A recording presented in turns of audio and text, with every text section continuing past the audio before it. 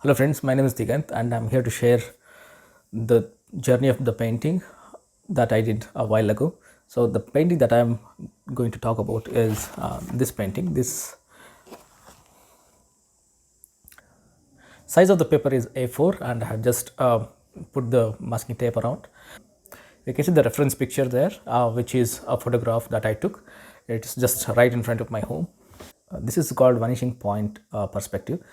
Uh, Vanishing point means there is a point where the eyes of the viewer gets converged into one place, or you can also think like you're standing between the railway tracks, and railway tracks is actually parallel if you look from the top.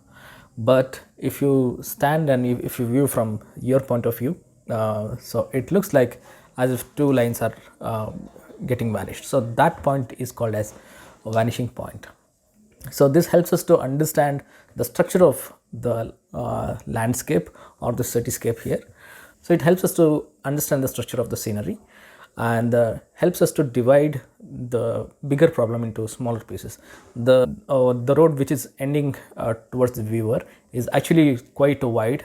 It takes the entire width of the paper, and as you go ahead inside the paper, you can see that it forms some sort of a triangle or a trapezium where it vanishes into a single point, but it never vanishes. So this creates an illusion of three-dimensional road for human eyes. So that's the theory behind it.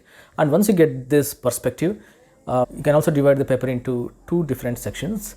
That is, one is the sky section, and another is the where the sky ends and the earth starts. You can see that the electrical poles are actually growing bigger and bigger as it comes towards the viewer. So this creates an illusion of the depth on a two-dimensional paper. This is one element which adds depth. Then there is also a color element, which means that you can see that I have painted the sky starting from the top. It's the pigment is higher. That means the blue color is a little bit darker from the top, and then it fades away towards the ground. So this also creates an illusion of depth, so illusion of the atmosphere. The blue that I am using in the sky is called as cobalt blue. So this is the cobalt blue color. Then there is this orange. It's called permanent orange. So this is added a little bit onto the ground to create the mud, and some parts of yellow and the blue that we are using is mixed together. So which gives all these three colors gives us different shades of brown. So that is what I have tried to wash, put a wash around the sides of the road. So that is how you get that color. The first wash is the sky. The second wash is the ground. So where there is a little bit of blue and then there is a little bit of orange. And you can see that now I have started to walk on some of the electrical poles and some of the trees. So the trees colors are, I'm not using the green directly from the color box. Rather, I'm using lemon yellow, darker yellow, and then I'm using some of the blues, which is Prussian blue and the cobalt blue that we saw. So this creates different shades of green, and whenever there is some sort of shade under the volume of the trees, we can add a little bit of a tinge of black to add more drama into the trees. So that's about the choices of the color.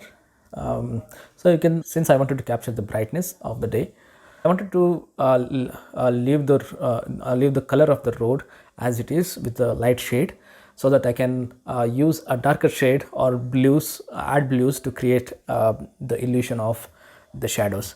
So there are small cement benches for people to sit. So I have left that part empty. That means it takes the color of the paper, and then I have drawn some of the shadows. It helps us to create the illusion of sunrays falling on an object which is the brightest, and then it casts this shadow towards the left side, so which is depicted here.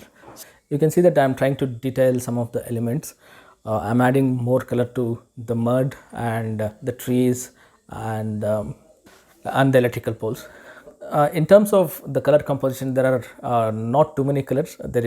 In terms of colors, there are only few colors: yellow, blue color, and then there is a little bit of orange.